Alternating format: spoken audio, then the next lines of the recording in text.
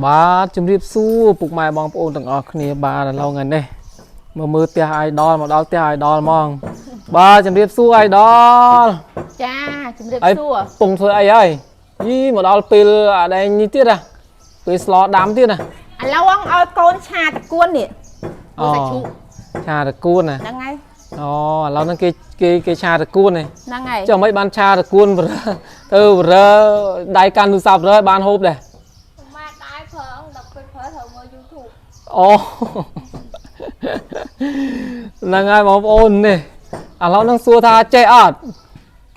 ចេះមើលតាមគេអូឥឡូវហ្នឹងមើល YouTube ចាគេមើល YouTube ប្រើគេដាក់ធ្វើគ្រឿងប្រើអូមើល YouTube អាហ្នឹងហ្នឹងមកពីអីមកពីម៉ែប្រើអត់មិនដែលធ្វើឥឡូវខ្ញុំអត់ដឹងធ្វើហើយឲ្យធ្វើម្ដងឥឡូវហ្នឹងស្លដាំមើល YouTube ប្រើមើលទៅហូបកើតអត់ទេមើលទៅហ្នឹងហើយឥឡូវឲ្យធ្វើម្ដងឥឡូវហ្នឹងនេះឆាតកួនមួយសាច់ជ្រូកឲ្យគេឥឡូវគេពឹងវាយមើលនេះឆាតកួនមើល YouTube បងប្អូននេះបាទគួយ idol យើងជ្រាបចំដាំបាយឥឡូវមើលបងប្អូនបើមិនជឿនេះមើលនេះមើលវាយ YouTube នេះគេតាមពងគេវាយ YouTube របៀបឆាតកួនអាហ្នឹងមុនវងគេដាក់អីឥឡូវហ្នឹងមើលសួរមើលមុនវង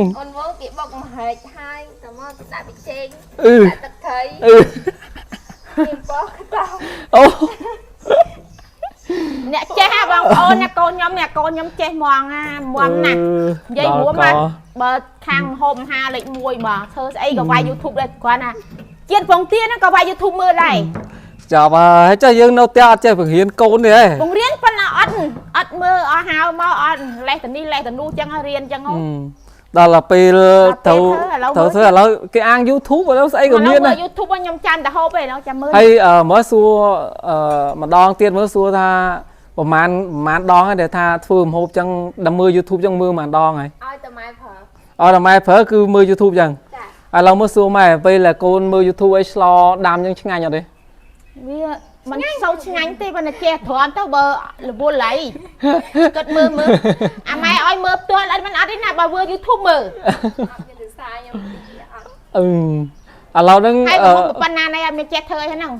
ឥឡូវហ្នឹងពឹងលើ YouTube ហ្នឹងឥឡូវហ្នឹងអត់មានរៀនបាច់គុណពីម៉ែខ្លះពឹងឲ្យលើ YouTube សុទ្ធមកអត់ដែរមើលម៉ែបាត់តនេះម៉ែខ្ញុំទៅរៀនហើយម៉ែខ្ញុំរៀនខ្ញុំពឹងសេតឡើយនេះបងប្អូននេះគេឆាតកួនហ្នឹងហើយនេះមានសាច់ជ្រូកហើយនេះតកួនហើយនេះទូរស័ព្ទគេដាក់មើល YouTube ហ្នឹងនេះពឹងគេពឹងពងខ្ទឹមនេះមើលចុះបើឡៃតែមើល YouTube ចឹងហើយចុះបើប៉ះខ្ទឹមខ្លោចគិតមិនខ្លោចគេមើលមួយសាហើយមិនគេមើលម្ដងទៀតឥ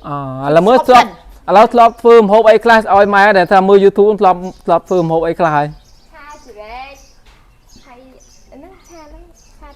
ឆាតកួនចាប៉ុណ្ណឹងចាស់ជៀនពងទាឬក៏មុនម៉ែថាឆ្ងោពងទាមិនខ្លោចទាំងឆ្នាំងក្រហមងាឆ្ងោពងទាខ្លោចបើក្រាស់ចោលតិចមើលឥឡូវទូរស័ព្ទគេលេង TikTok មើល Facebook ចាឥឡូវបើដុតមាន់មើលសួរដុតមាន់គេធ្វើម៉េចឥឡូវដុតមាន់អត់ចេះមិនធ្វើគេបោចមាន់គេដាំទឹកជ្រុំមាន់បោចមាន់ហើយចាំញ៉ាំទៅម៉ែអើយដាំទឹកជ្រុំមាន់បោចមាន់ហើយធ្វើទៀតហើយគេវះវាយកអាចយកពវៀនយកអីចេញអូយរៀបរាប់ច្រើនមកម៉ែថាឡូវថាធ្វើហើយដល់ធ្វើម៉េចធ្វើហើយគេយកទឹកដូងក៏បានកូកាក៏បានដែរធ្វើម៉េចទៀតហើយគេមានស្លឹកក្រូច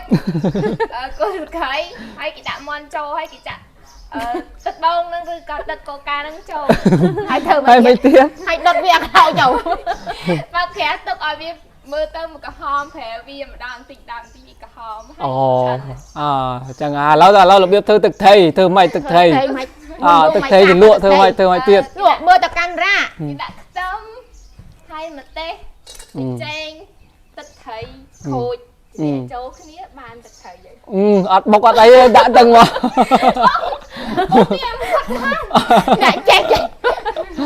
បាទតែនឹងចុះបងប្អូនបាទឲ្យឆាចាំភ្លក់តាផ្លោកឥឡូវលឿនខ្ញុំអត់តាណាទេខ្ញុំចាំភ្លក់ស្នាដៃកូនពៅចក្រយាបាទបា